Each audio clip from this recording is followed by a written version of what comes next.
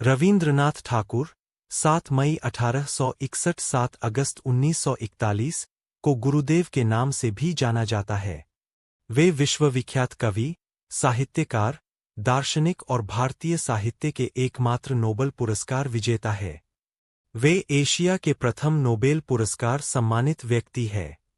वे एकमात्र कवि है जिसकी 2 रचनाएं 2 देशों का राष्ट्रगान बनी, भारत का राष्ट्रगान जन गण मन और बांग्लादेश का राष्ट्रीय गान आमार सोनार बांग्ला गुरुदेव की ही रचनाएं है। जीवन। रवींद्रनाथ ठाकुर का जन्म देवेंद्रनाथ टैगोर और शारदा देवी के संतान के रूप में 7 मई 1861 को कोलकाता के जोड़ासाको ठाकुरबाड़ी में हुआ। उनकी स्कूल की पढ़ाई प्रतिष्ठित सेंट जेवियर स्कूल में हुई।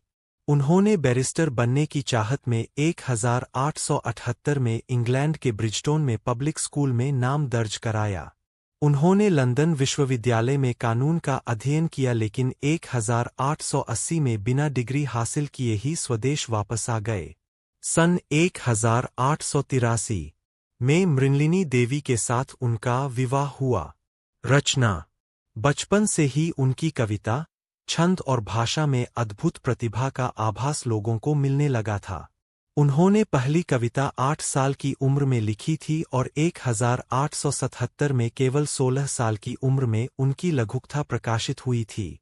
भारतीय सांस्कृतिक चेतना में नई जान फूंकने वाले युगदृष्टा टैगोर के सृजन संसार में गीतांजलि, पूर्वी प्रवाहिनी, शिशु भोलानाथ, महुआ, वनवानी, परिशेष, पुनश्च, वीथिका शेषलेखा, चोखेर बाली, कनिका, नैवेद्य मायर खेला और क्षणिका आदि शामिल है। देश और विदेश के सारे साहित्य, दर्शन, संस्कृति आदि उन्होंने आहरण करके अपने अंदर समेट लिए थे। पिता के ब्रह्मसमाजी के होने के कारण वे भी ब्रह्मसमाजी थे, पर अपनी रचनाओं व कर्म के द्वारा उन्होंने सनातन धर्म को भी आगे बढ़ाया। टैगोर ने करीब 2230 गीतों की रचना की। अनुवाद। मनुष्य और ईश्वर के बीच जो चिरस्थायी संपर्क है, उनकी रचनाओं के अंदर वह अलग अलग रूपों में उभर आता है। साहित्य की शायद ही ऐसी कोई शाखा हो जिनमें उनकी रचना न हो। कविता, गान, कथा, उपन्यास, नाटक, प्रबंध, शिल्पकला सभी विधाओं में उन्होंने रचना की। उनकी प्रकाशित कृतियों में गीतांजलि, गीताली, गीतिमाल्य, कथा ओ कहानी, शिशु, शिशु भोलानाथ, कनिका, क्षणिका, खेया आदि प्रमुख है। उन्होंने कुछ पुस्तकों का अंग्रेजी में अनुवाद भी किया।